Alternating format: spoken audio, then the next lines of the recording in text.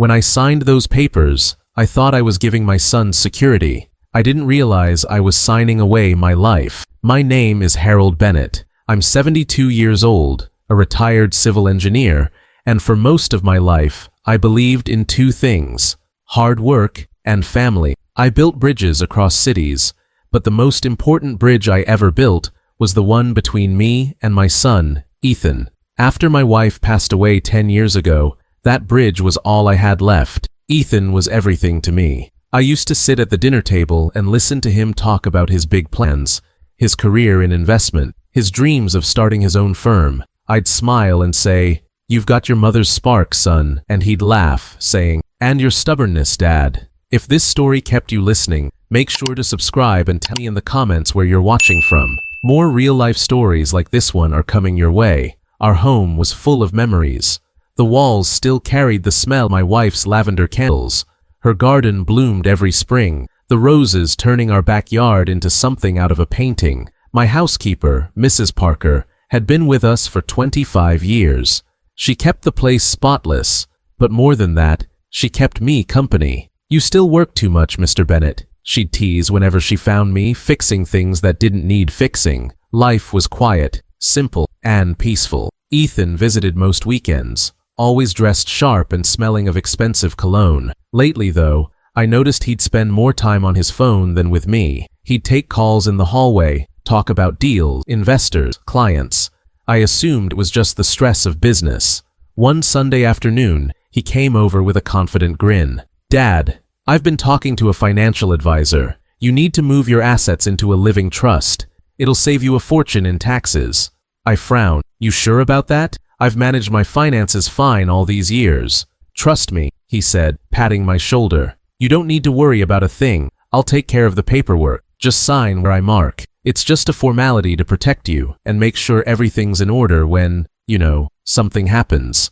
He said it so casually that I felt a lump form in my throat. I didn't want to think about something happening. Still, I trusted. He was my son. I'd built everything for him. A few days later, he showed up with a folder full of documents. "These are the trust forms, Dad. Just need your signature at the bottom of each page." I remember sitting at my desk, glasses slipping down my nose, the lines on the page blurring together. My vision isn't what it used to be, and the legal language was dense. But Ethan was standing right beside me, calm, reassuring. "It's all standard, Dad. I promise." I signed. He hugged me before leaving and said, "You won't regret this." I didn't know it then, but that was the last time I would walk around my house as its owner.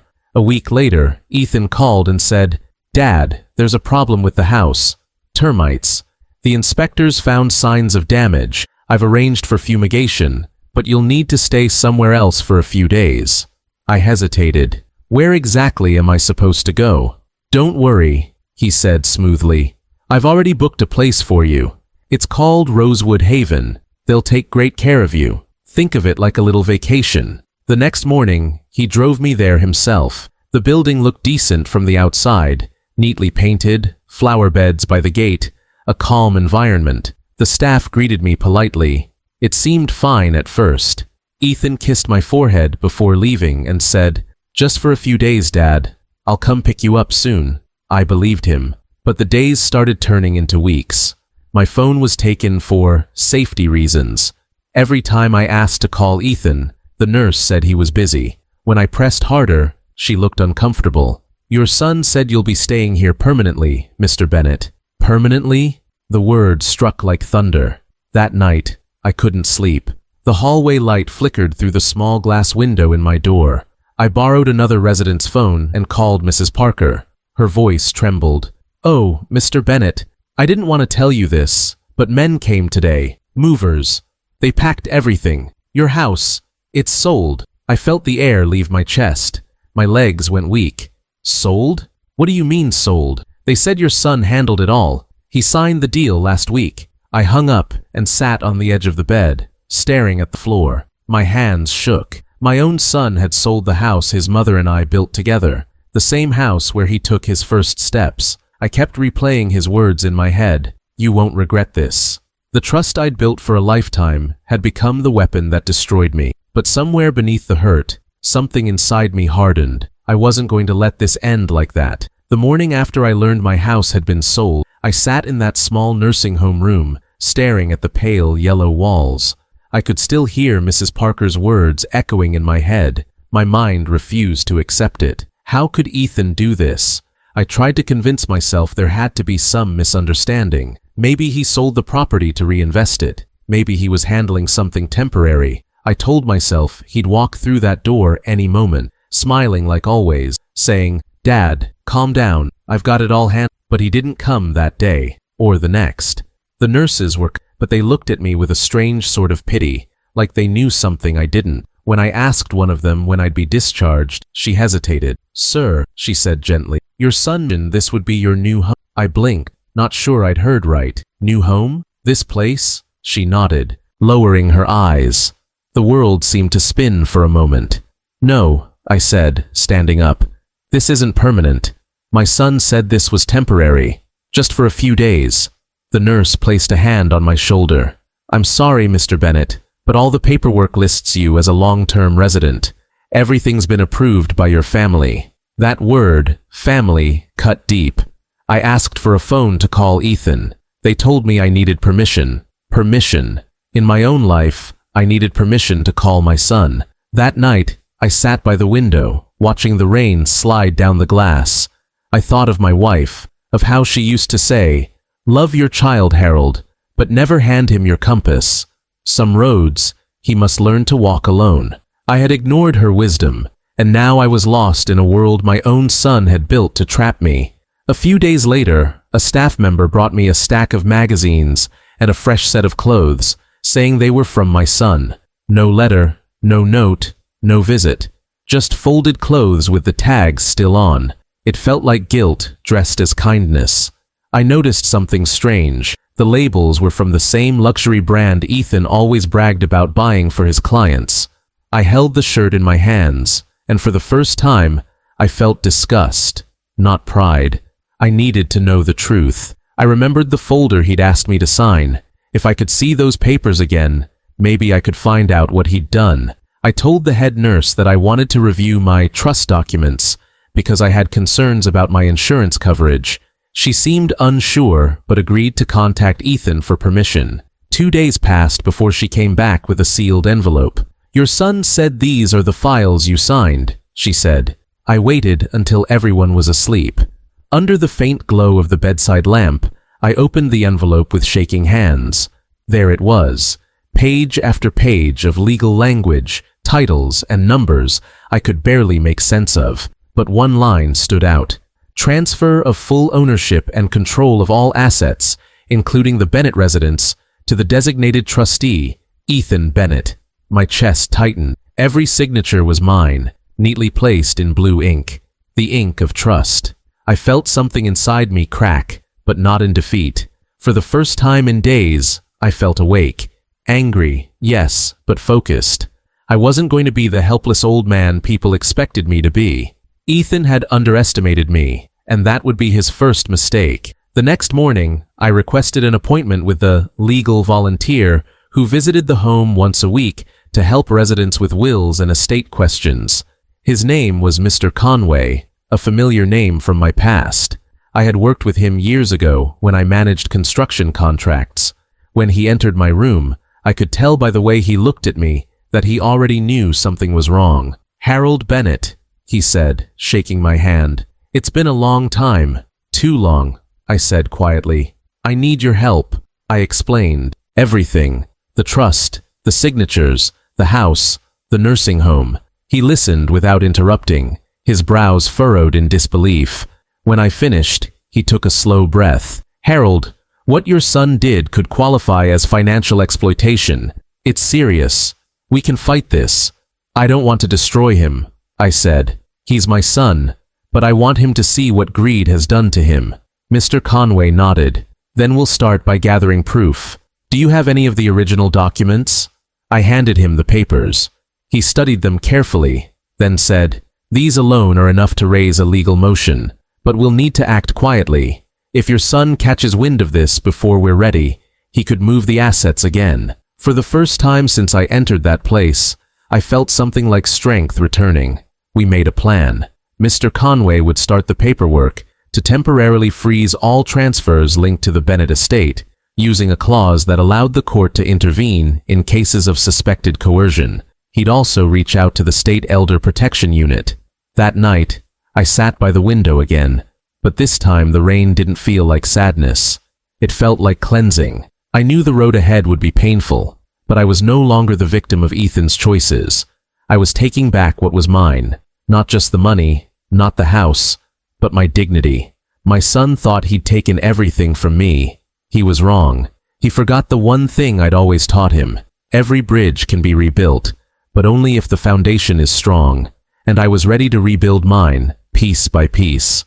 The morning light crept through the blinds of my nursing home room, but for the first time in weeks, I didn't dread waking up. I had purpose now. The fear that had been tightening my chest was replaced by a quiet fire. I knew what Ethan had done. I knew what he'd taken. And I knew what I had to do to get it back. I wasn't a man who believed in revenge, but I believed in justice. And I owed that to myself. Mr. Conway returned the next day with a calm confidence that I hadn't seen in years. He'd been a tough lawyer back in his day, known for fighting city contracts and corruption cases. Now, his gray hair and slow gait made him look gentler, but his mind was still sharp as a blade. "I've filed the emergency injunction," he said, sitting across from me at the small table in the recreation room. "The court will freeze all property transactions linked to your estate until we prove the transfer was made under deception. That means your son can't sell or move anything for now." I nodded, my heart heavy but relieved. "He won't see it coming," I said. "He thinks I'm too old to fight." Mr. Conway gave a half smile. "You'd be surprised how many underestimate men our age, Harold. But you've built bridges stronger than this, haven't you?" We shared a quiet chuckle, but underneath, I felt something deeper: resolve. Over the next few days, we worked in secret. I pretended to go about my daily routine, eating the bland meals, taking slow walks in the hallway, nodding politely to the nurses. But every afternoon, I'd meet Conway for an hour to review documents, witness statements, and the digital copies Mrs. Parker had managed to send him. She'd found the original property deeds in my home office, hidden behind a photo of my late wife. She scanned and sent them to Conway, whispering over the phone, "Don't worry, Mr. Bennett, we'll make this right." At night, I barely slept. My mind kept replaying Ethan's voice, that false warmth in his tone when he said, "You won't regret this." It was like hearing a stranger wearing my son's voice. I remembered how proud I'd felt the day he graduated. I'd clapped louder than anyone else, yelling, "That's my boy!" But the boy I raised wouldn't have done this. Somewhere along the way, greed had replaced gratitude. A few days later, Mr. Conway returned with an update. "The state's Elder Protection Division is reviewing the documents," he said. "They've flagged several red flags, including your son's role as both trustee and beneficiary. It's a violation of fiduciary ethics." He paused. "We'll likely get an investigator involved within the week." I sat back, exhaling slowly. "Good," I said, "but I don't want him arrested. I want him to face me." "That's up to him now," Conway replied. "When the court order hits his bank accounts, he'll come running. The question is, what do you want to say when he does?" That question sat with me for days. What did I want to say? Part of me wanted to shout, to demand answers, to ask why my own son could betray me for money I would have given him willingly. But another part of me, the father in me, just wanted to understand, to look him in the eyes and see if there was still a piece of the boy I once raised. During those long nights, I'd stare at the photo of our family on my dresser, my wife, smiling softly, her arm around a young Ethan. I could almost hear her voice. "Don't let anger raise its own child, Harold. Speak truth, not vengeance." Those words grounded me. 3 days later, Conway arrived with a sealed letter from the court confirming the freeze had been approved. "It's official," he said. "Ethan can't touch a cent or sell a single thing connected to your name." I nodded, but instead of joy, I felt a strange mix of sadness and relief. "He's about to learn the value of what he threw away," I said. That night, I asked the nurse to leave the lights dim. I sat near the window, hands folded, waiting for something I couldn't name. I didn't have to wait long. The next morning, the staff told me there was a visitor, When I looked up, there he was. Ethan. His suit was wrinkled, his eyes red, his face pale. He looked nothing like the confident man who had driven me here weeks ago. For a moment, I just stared. My heart twisted between anger and pity. He stepped forward slowly. "Dad," he said, his voice breaking, "I need to talk to you." I didn't answer right away. I motioned for him to sit. He hesitated before lowering himself into the chair across from me. His hands were shaking. "Everything's falling apart," he said. "The investors backed out. The bank froze the accounts. I don't know what to do." I watched him, silent. He looked like a child again, lost, desperate. "Finally," I said, "you built your empire on deceit, son, and deceit doesn't hold weight. It collapses under its own greed." He looked down, shame washing over his face. "I just wanted to make more for us, Dad. I thought if I flipped the house, I could invest, grow it, give you even more." I shook my head. "You wanted to prove something, not to me, but to the world. And you forgot the one thing I taught you. A man's worth isn't measured by what he earns, but by how he earns it." Tears filled his eyes. "I didn't mean to hurt you." I leaned forward, my voice calm but firm. "Maybe not, but you did. And now, it's time you face the consequences of your own choices." He opened his mouth to speak again, but I raised my hand. "Not now, Ethan. We'll talk again when you're ready to listen, not defend." When he left, I sat back and closed my eyes. The hardest part wasn't losing the money or the house. It was realizing I had to let my son fall before he could find his way back up. And deep down, I knew this was just the beginning of that fall. The day Ethan came back, the sky was heavy with clouds, the kind that carried the weight of something about to break. I was sitting in the lounge area of the nursing home, reading the newspaper I wasn't paying attention to, when the receptionist walked in and said softly, "Mr. Bennett, your son is here again." I looked up, and there he was, but not the same man I'd raised, or even the one who'd betrayed me. His shoulders were slumped, his hair messy, and his eyes carried the look of someone who hadn't slept in days. For the first time in a while, he looked small. He walked up to me slowly, holding a crumpled piece of paper. His hands were trembling. "Dad," he said, his voice cracking. I need your help." I didn't answer right. I just watched, waiting for the truth to spill. The silence stretched between us, until he finally sank into the chair across from me. "The bank froze my accounts," he said, his words. "They're saying there's an investigation for fraudulent transfer. The investor, the house deal collapsed. I don't even know where to start. Everything's falling apart." I folded my newspaper and set it aside, my eyes steady his face. "Everything?" I said quietly. "You mean the empire you built on deceit?" His eyes filled with tears. "Dad, please. I didn't mean for it to go this far. I thought I could fix things before you ever found out. I was going to buy the house back, I swear. I just needed time." I leaned forward. "Time? You had time when I trusted you. You had time when you smiled in my face and told me to sign those papers. You had time when you left me here like a stranger." My voice was calm, but my hands were clenched tight on the table. "Tell me, Ethan, what did you think would happen? That your old man would sit quietly and fade away while you cashed the checks?" He covered his face with his hands and sobbed. It wasn't the proud, polished man crying in front of me now. It was the boy who used to cling to my leg when he was scared of thunder. Seeing him like that hurt more than the betrayal itself, but I stayed quiet. He needed to feel the weight of his actions. After a long silence, I reached into my coat pocket and took out a thick folder. His head lifted slightly, confusion flickering in his eyes. I placed the folder on the table and slid it toward him. "You want help? Then start by looking at this." He hesitated, then opened the folder. His eyes widened as he flipped through the pages. They were court documents, signed, stamped, and finalized. What is this?" "It's the reversal order," I said evenly.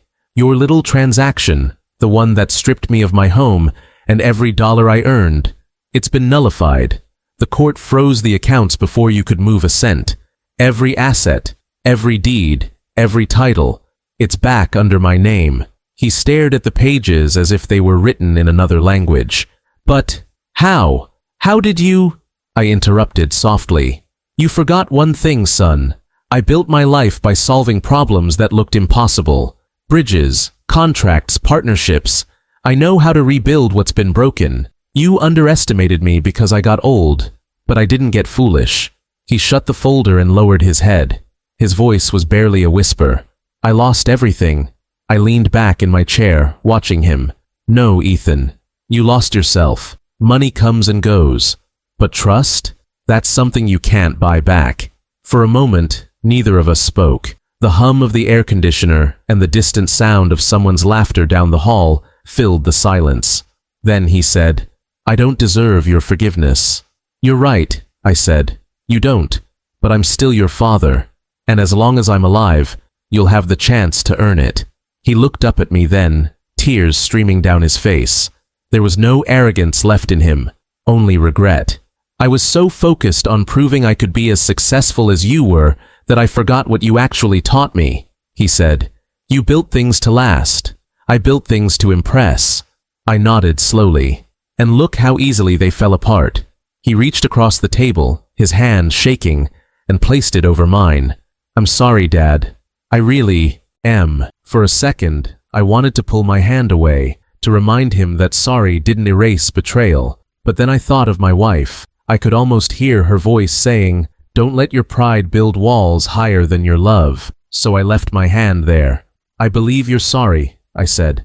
"But words are cheap, son. What matters now is what you do with them. You have to rebuild, not for me, but for yourself." He nodded, wiping his eyes. "I will." I stood up, steadying myself with the edge of the table. "Good, because I've decided to go home." His eyes widened. "You're leaving here?" "Yes," I said firmly. This place was never home. It was a lesson, for both of us. I turned toward the window, watching the clouds begin to part, a soft light breaking through. "You took my freedom, but I took something back that matters more. Your attention. Maybe now you'll finally see what life really means."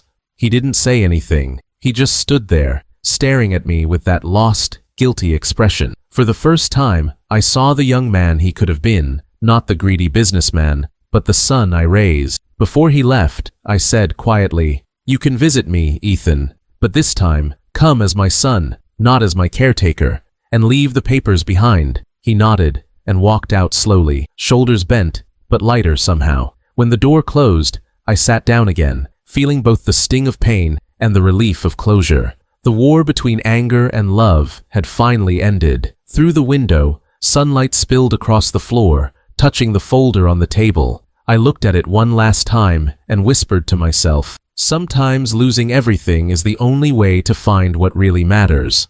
It's been 6 months since I left Rosewood Haven and walked back into the house I once thought I'd never see again. The first time I stepped through those doors, I didn't feel anger or bitterness anymore, only a deep, aching peace.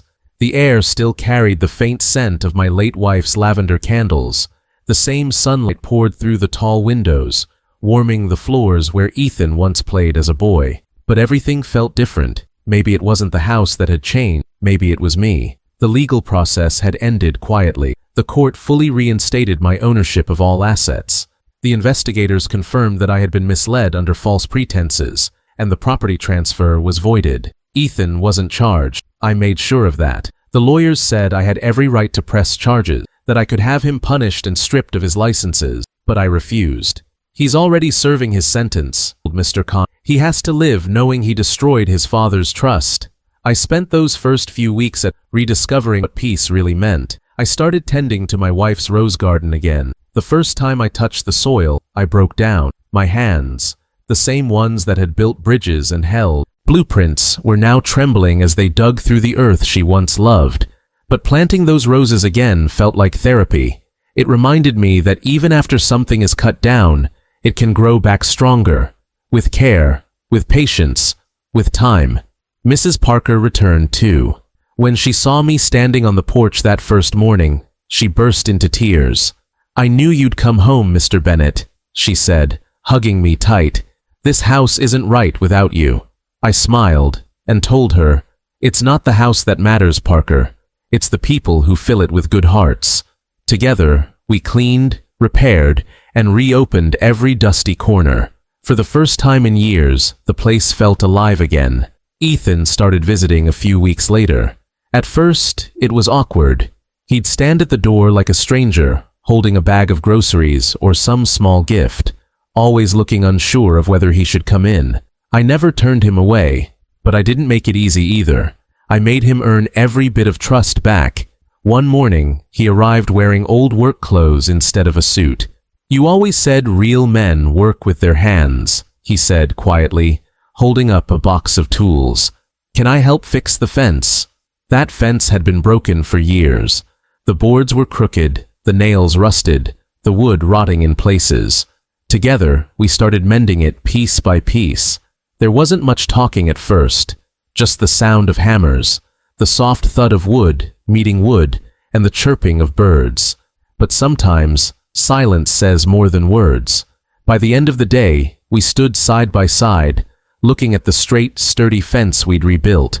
He looked at me and said, "I can't change what I did, but I can build something better from it." He wasn't wrong. Over the next few months, I watched him slowly rebuild his life. He left the investment firm that had fueled his greed and joined a non-profit organization that helped elderly homeowners manage their finances safely. The irony wasn't lost on either of us. "I'm trying to protect people like you now," he told me one afternoon, almost smiling. "I guess life has a strange way of teaching lessons." I nodded, feeling a strange sense of pride. "It's not strange," I said. "It's fair. The world has its own way of balancing the scales. Sometimes, when I look at him now, I don't see the man who betrayed me. I see the son I thought I lost.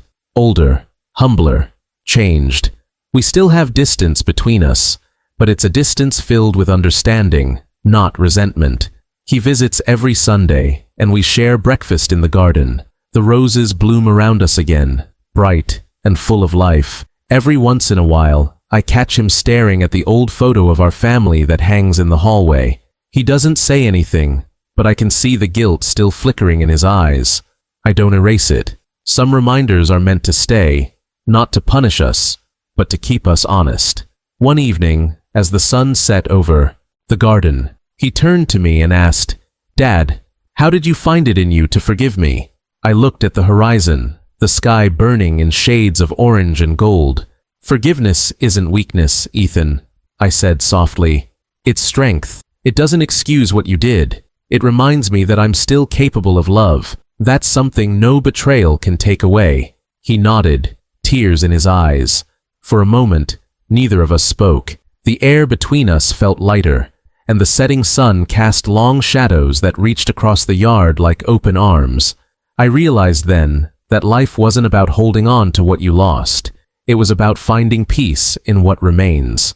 Today, I sit on the porch with a cup of tea, watching the wind move through the rose bushes. The house that once felt empty now feels full again, not of luxury or wealth, but of hard-earned peace. I still have my memories, my dignity, and the quiet comfort of knowing I stood up when life tried to break me. I glance at the gate Ethan fixed himself. It's sturdy now, holding strong through every storm, much like the bond between a father and his son, repaired but never forgotten.